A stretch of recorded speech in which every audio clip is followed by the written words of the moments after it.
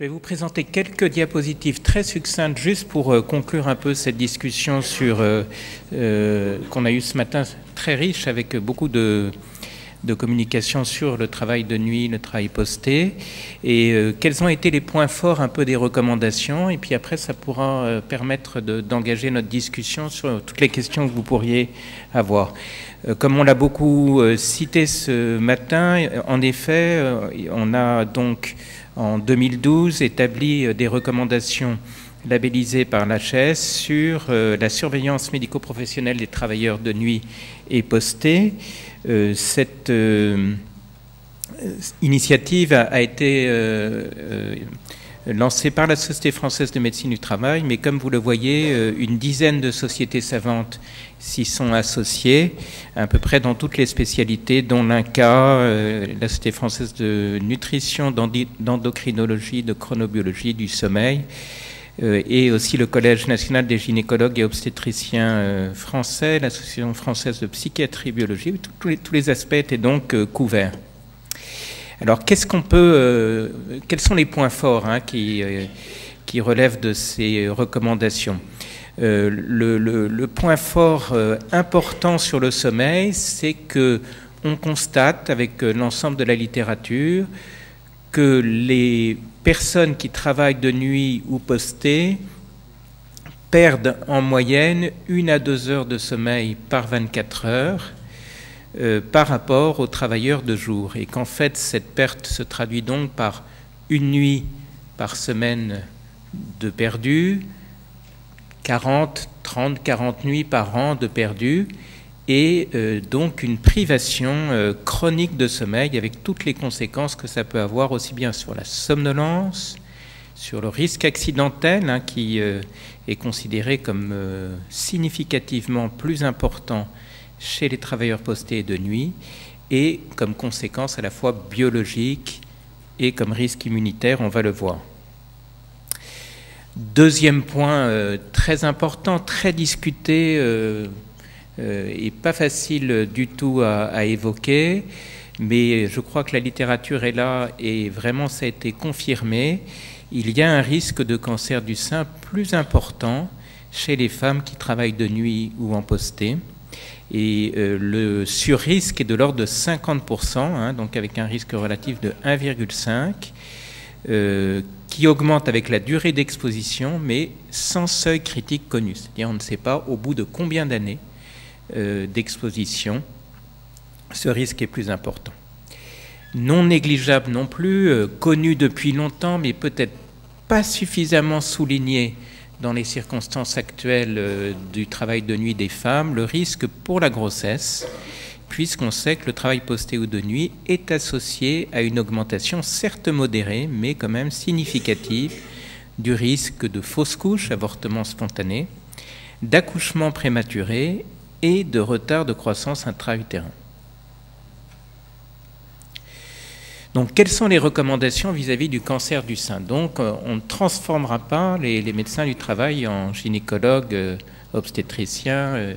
Ce n'est pas du tout le but. Le but est simplement de rappeler aux femmes qui travaillent la nuit ou en horaire décalé que ce risque est augmenté en lien avec leurs conditions de travail et qu'il faut donc en informer de manière tout à fait précise leur gynécologue, leur médecin traitant, pour qu'ils le considèrent comme un des facteurs de risque, pas le facteur de risque unique, mais comme un des facteurs de risque dans la surveillance, avec une conduite à tenir après qui est fonction de leurs habitudes. Il n'est pas conseillé de systématiquement recommander des mammographies ou des examens particuliers pour les femmes qui travaillent de nuit ou en posté. Ces recommandations, de toute façon, sont générales, puisqu'elles concernent toutes les femmes. Mais il faut leur dire que, comme le risque est augmenté, il est absolument nécessaire d'être suivi. Et si jamais les femmes qu'on suit en médecine du travail ne sont pas suivies, il est aussi nécessaire de formellement leur faire un courrier pour les adresser, leur dire que il faut être suivi en gynécologie. Voilà. Donc, il est recommandé également de faire à ce moment-là une attestation pour la femme, si nécessaire, vis-à-vis de son médecin traitant ou son gynécologue, une attestation comme quoi elle travaille en horaire décalé ou de nuit.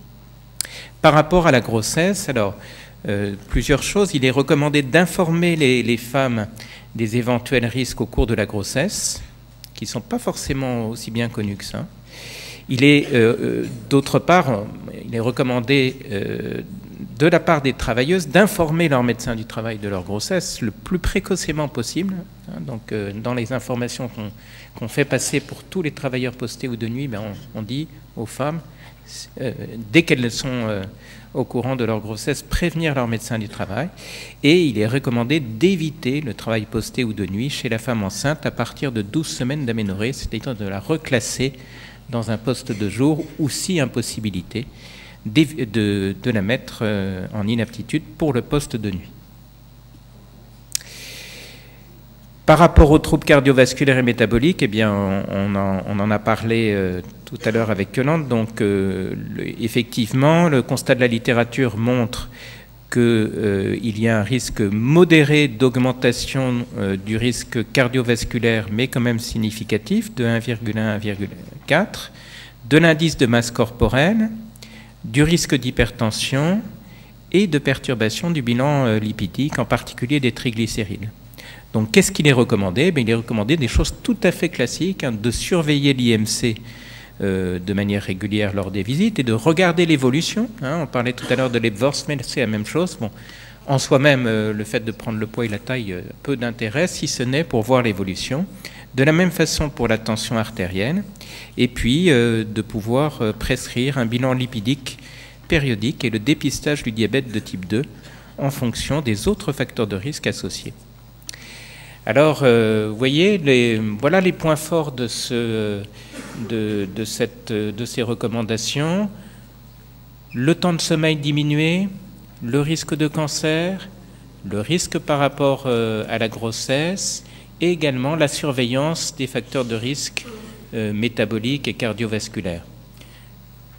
Donc ça fait l'objet de ce texte, également de documents que vous avez dans vos sacoches pour pouvoir donner ces brochures d'information aux travailleurs postés de nuit, car on se rend compte qu'en étant informé du risque, eh bien, on a quand même tendance à plus facilement rentrer dans une démarche de prévention, car quoi qu'il en soit, le risque existe, on ne peut pas dire qu'il y a de bon travail posté ou de nuit, le risque existe, et donc favorisant cette prévention, eh bien c'est là où on peut au maximum éviter les complications.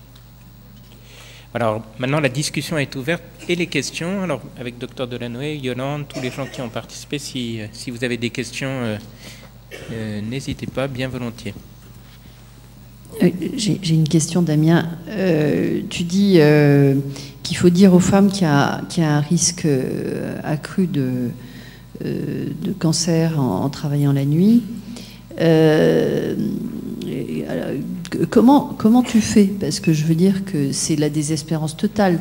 Tu dis à une femme qui, dans la majorité des cas, ne va pas avoir la possibilité de faire autre chose comme travail. Donc comment on fait et comment tu imagines qu'on puisse faire pour gérer ça?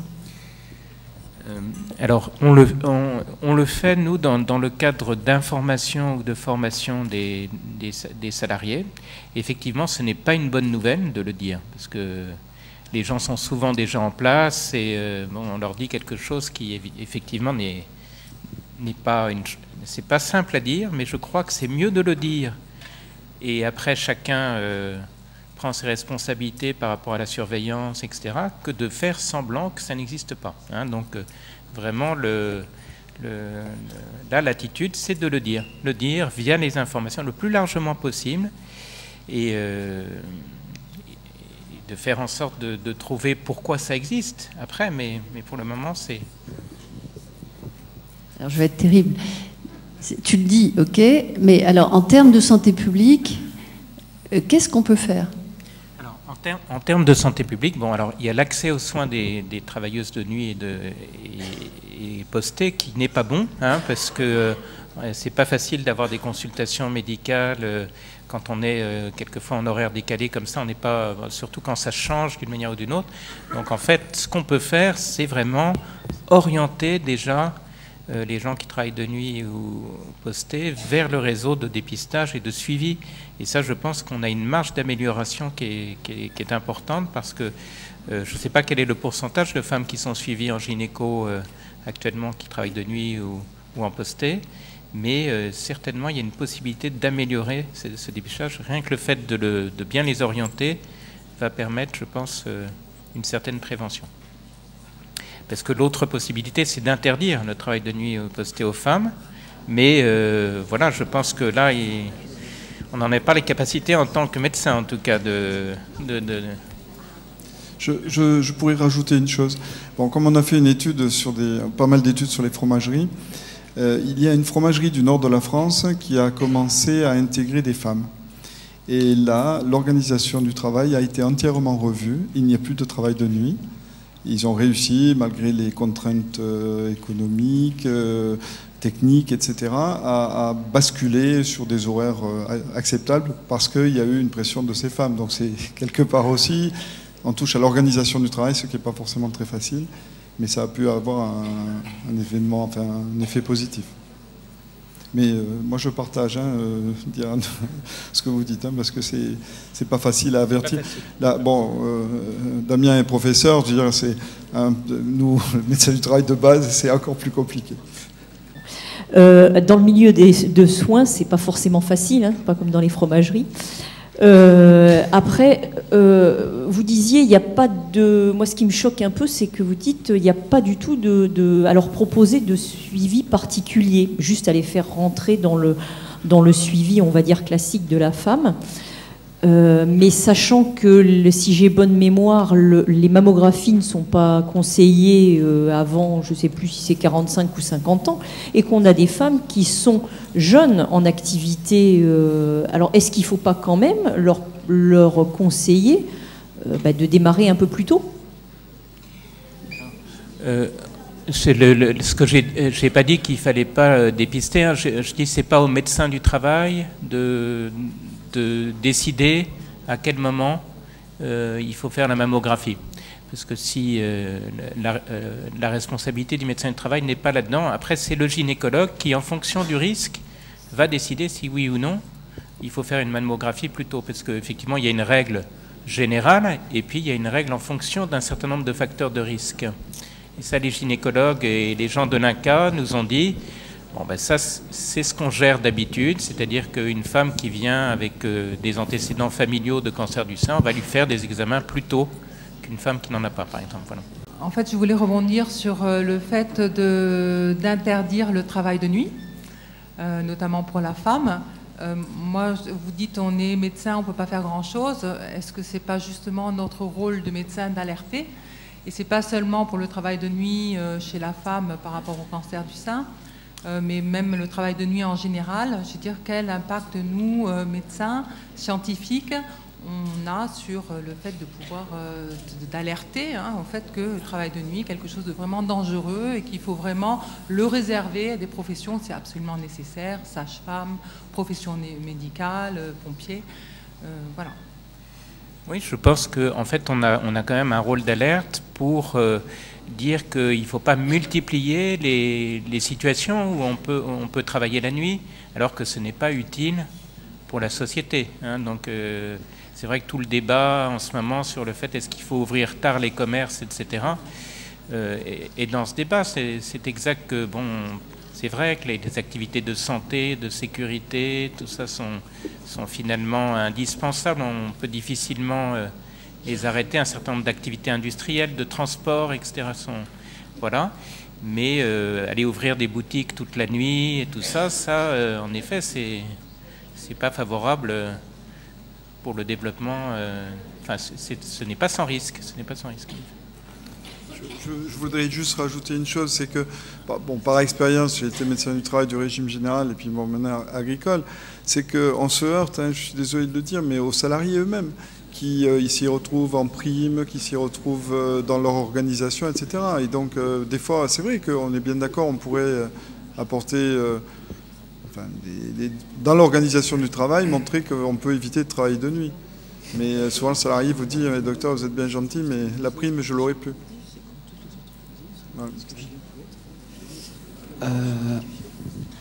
Excusez-moi, j'avais une question aussi, s'il vous plaît. Tout à l'heure, hop, là. Vous parliez de surveiller l'indice de masse corporelle, vous avez parlé de viennoiserie lors du travail de nuit. Donc du coup, j'aurais souhaité savoir quel est le rôle de l'alimentation dans le travail de nuit et quelle alimentation privilégier pour le travail de nuit.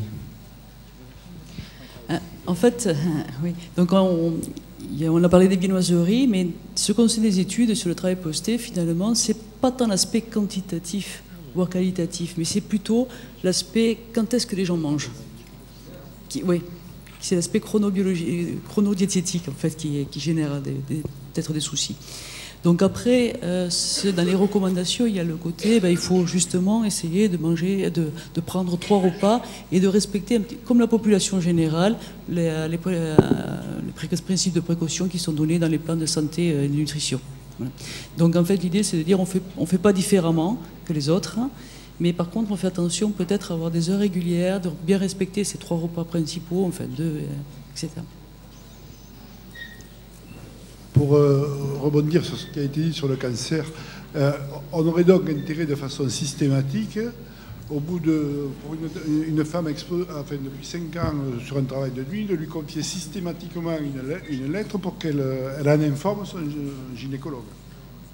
Oui. Nous, dans notre responsabilité, oui, il faudrait qu'on le fasse. Il faut le faire, oui. Ce qui voudrait dire qu'elle aurait reçu l'information, oui, et que par là même, elle devrait le transmettre à son médecin gynéco. Oui.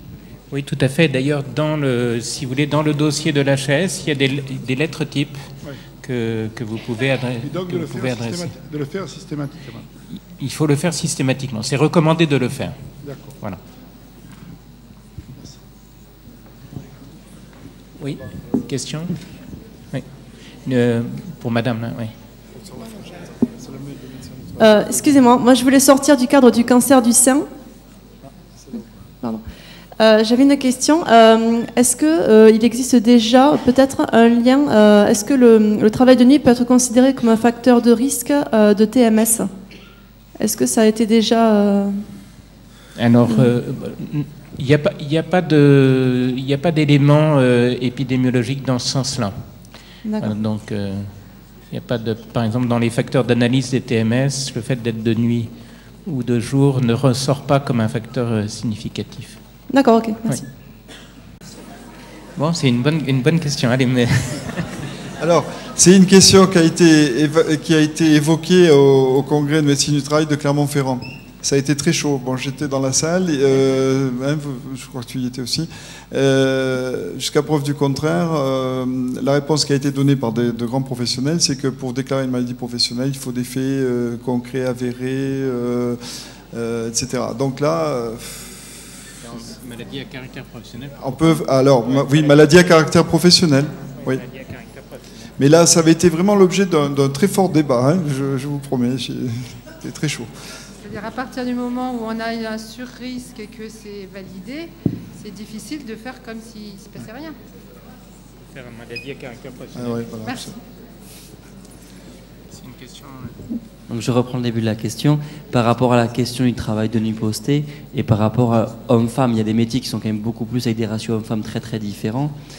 Et la question qui se pose, c'est par rapport à la dette de sommeil associée, l'évaluation là-dessus, parce qu'il y a beaucoup de personnes, notamment jeunes, dans les études médicales, qui vont pour les infirmières se mettre en nuit en aide-soignante, à la fois pour la prime et à la fois parce qu'elles peuvent avoir des activités de journée. Et donc la dette de sommeil là-dessus, elle est souvent très souvent comportementale.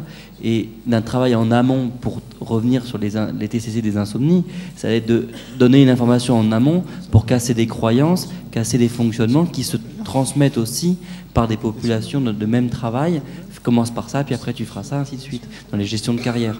Donc un travail en amont, au départ, d'information du risque.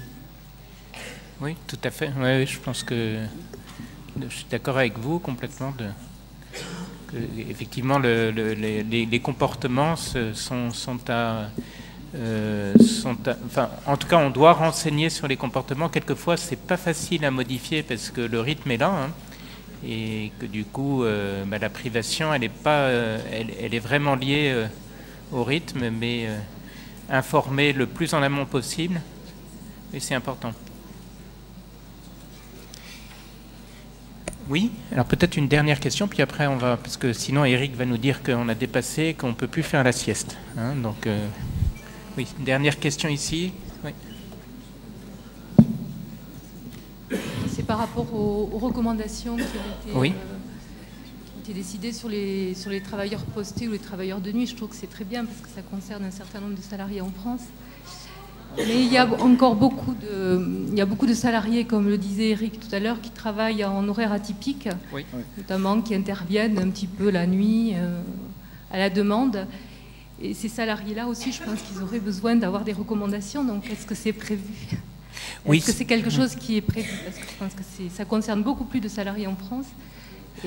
Tout à fait. Alors, écoutez, oui, alors ça tombe bien parce qu'on a, il y a ici Claude Gronfier qui est avec nous, donc maintenant dirige ce groupe de l'ANSES. Il y a un nouveau groupe de l'ANSES qui part un peu plus largement que le travail posté ou de nuit sur le travail à horaire atypique et qui essaie de faire un petit peu une synthèse sur les conséquences, pas uniquement médicales, vous voyez, parce que là, dans l'HS, on a été très médical, là, pas uniquement médical, de ce travail à horaire atypique. Donc ce groupe est en cours, moi j'en fais partie aussi, on est une vingtaine d'experts et donc on devrait rendre un rapport là-dessus à la fin de 2014, hein, je pense. Voilà. Et ça sera aussi médical ? Ça sera aussi médical, mais le but est que ça ne soit pas uniquement médical. Voilà. C'est encore mieux. Merci beaucoup de votre attention. Je peux applaudir, monsieur.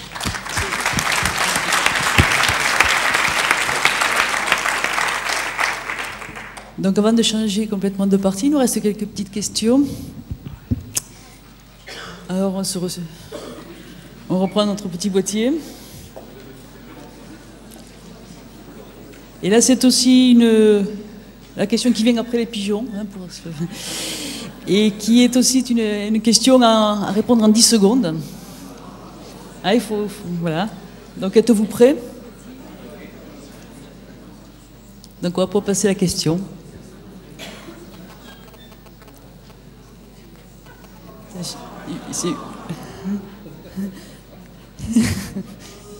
Passez un peu, il vous reste 2 secondes. Alors, j'ai pas vu combien de personnes avaient répondu. C'est 17 personnes. Donc en fait, les statistiques, c'est 35% et la lettre n'est pas dans la liste. Il y a de l'humour, je pense. 41% S, et la bonne réponse, c'était réponse, je la lis aussi, réponse I, c'est-à-dire à 5. L'autre question, mais là, vous avez le temps pour y répondre.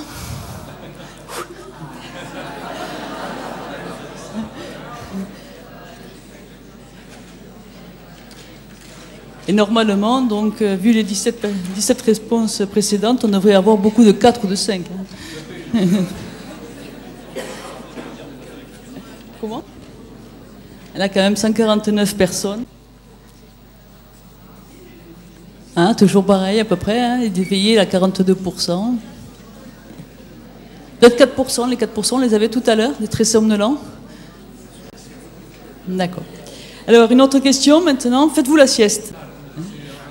En général. À 40% jamais, hein. Une fois par semaine, 27%. Oui, ça fait la moitié des personnes qui finalement ne font un petit peu la sieste, et puis la moitié des autres personnes qui le font soit jamais, soit juste dans les vacances.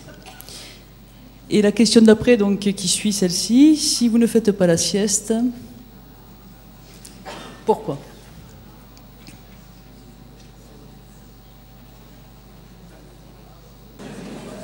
« 119 personnes. » Ouais.